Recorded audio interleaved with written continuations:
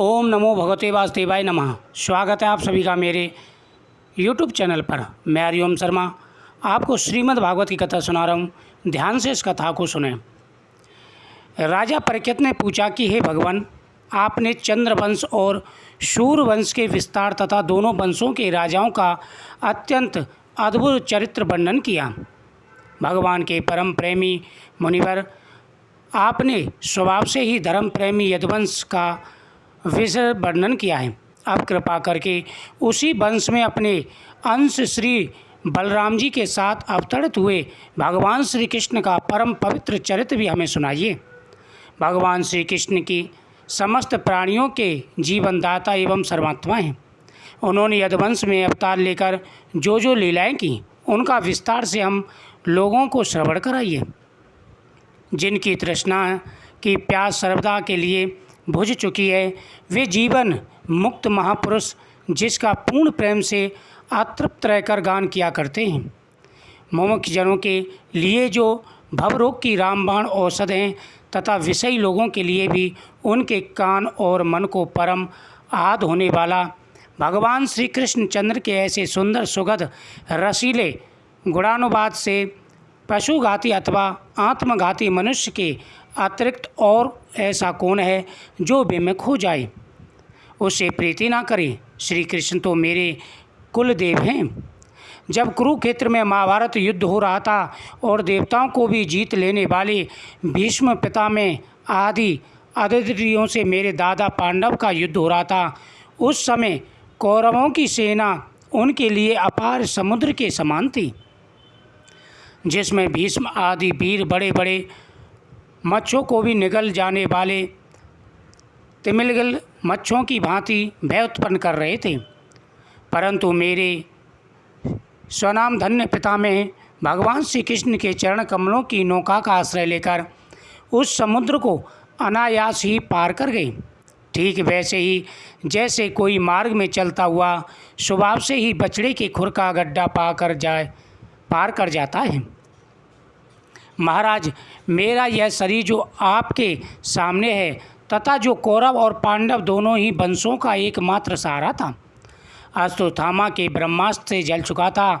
उस समय मेरी माता जब भगवान श्री की शरण में गई, भगवान कृष्ण की शरण में गई, तब उन्होंने हाथ में चक्र लेकर मेरी माता के गर्भ में प्रवेश किया और मेरी रक्षा की।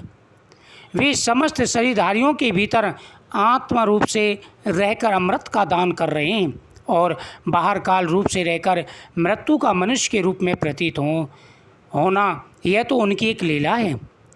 आप उन्हीं के ऐश्वर्य और मधुर से परिपूर्ण लीलाओं का वर्णन कीजिए। भगवान, आपने अभी बताया था कि बलराम जी रोहिणी के पुत्र थे। इसके बाद देवकी के पुत्रों में भी आपने उनकी गणना की। दूसरा शरीर धारण किए बिना दो माताओं का पुत्र होना कैसे संभव है? असुरों को मुक्ति देने वाले और भक्तों को प्रेम विवरण करने वाले भगवान श्री कृष्ण अपने वात्सल स्नेह से भरे हुए पिता का घर छोड़कर ब्रज में क्यों चले गए? यदुवंश श्रोमणी भक्त वत्सल प्रभु ने नंद आपी गोप बंधुओं के साथ कहाँ कहाँ निवास किया? ब्रह्मा और शंकर का भी शासन करने वाले प्रभु ने ब्रज में तथा मधुपुरी में रहकर कौन कौन सी लीलाएं की? और महाराज, उन्होंने अपनी माँ के भाई मामा कंस को अपने हाथों से क्यों मार डाला? वह मामा होने के कारण के द्वारा मारे जाने योग्य ऐसा कौन सा उन्होंने कर्म किया? यह सारा विस्तार से बताने की कृपा करें। हे ऋषिवर, भगवान श्री कृष्ण के चरित्रों को सुनने की बड़ी इच्छा है। जो व्यक्ति भगवान के चरित्रों को नहीं सुनते, उनका जीवन व्यर्थ है। जो व्यक्ति भगवान के चरित्रों का गुणगान नहीं करते, वह पशु के समान है। मनुष्याकार सच्चिदानंद में विग्रह प्रकट करके द्वारकापुरी में यदुवंशियों के साथ उन्होंने कितने वर्षों तक निवास किया और उन सर्वशक्तिमान प्रभु की पत्नियां कितनी थीं? मैंने श्री कृष्ण की जितनी लीलाएं पूछी हैं और जो नहीं पूछी, वे सब आप मुझे विस्तार से सुनाइए, क्योंकि आप सब कुछ जानते हैं और मैं बड़ी श्रद्धा के साथ उन्हें सुनना चाहता हूँ। भगवान, अन्न की तो बात ही क्या, मैंने जल का भी परित्याग कर दिया है, फिर भी वह असह्य भूख प्यास मुझे तनिक भी नहीं सता रही, क्योंकि मैं आपके मुखमंडल से झरती हुई भगवान श्री कृष्ण की सुधामय लीला का रसपान करने जा रहा हूँ। सूत जी कहते हैं, शौनक जी, भगवान के प्रेमियों में अग्रणी एवं सर्वज्ञ श्री सुखदेव जी महाराज ने परीक्षित का ऐसा समीचीन प्रश्न सुनकर उनका अभिनंदन किया और भगवान श्री कृष्ण की उन लीलाओं का वर्णन प्रारंभ किया जो समस्त कले मलों को सदा के लिए धो डालती हैं।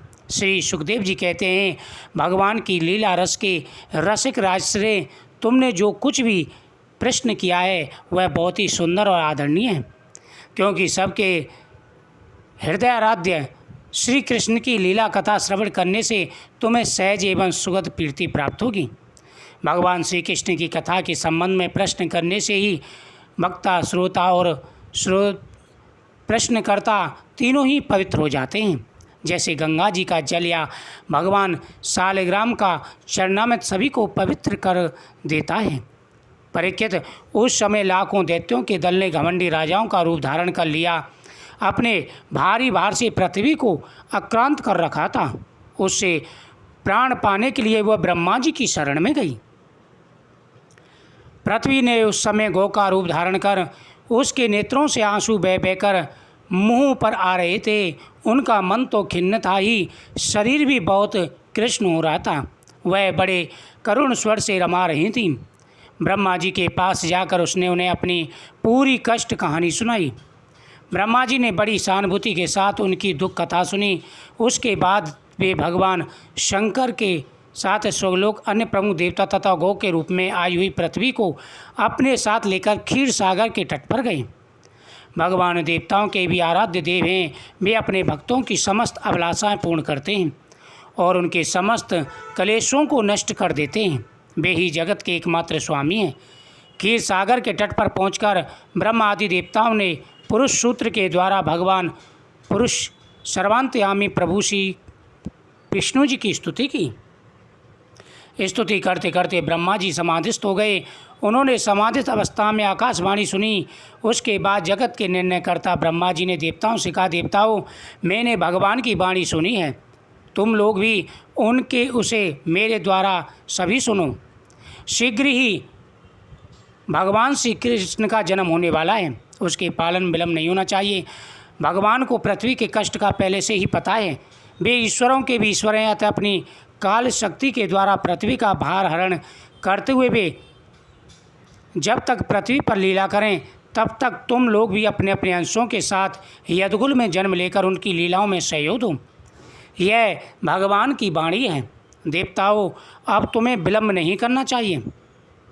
तुम सभी जाकर के अपनी अपनी शक्तियों के द्वारा, अपने अंशों के द्वारा पृथ्वी पर अवतार धारण करो। भगवान श्री कृष्ण का शीघ्र ही अवतार होने वाला है। ओम नमो भगवते वासुदेवाय नमः। वीडियो शेयर करें, चैनल को सब्सक्राइब